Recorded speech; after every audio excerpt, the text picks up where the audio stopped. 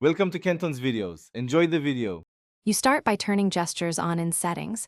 Once enabled, choose the scheme that matches your workflow.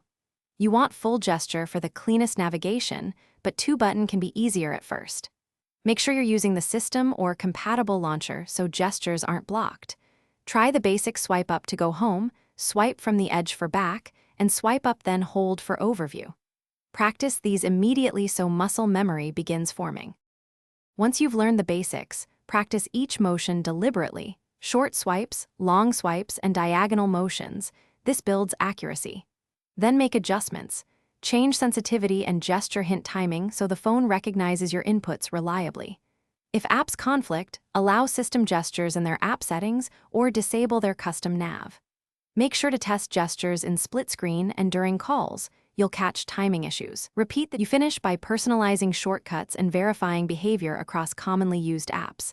Assign long press or swipe variations to assistant or split screen if available.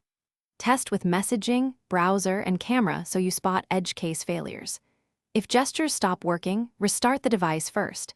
Then try switching to the default launcher, clearing system UI cache, or installing pending updates. If problems persist, disable conflicting app gestures.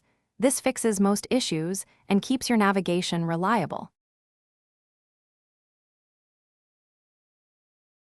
Thanks for watching. Consider subscribing if we helped you.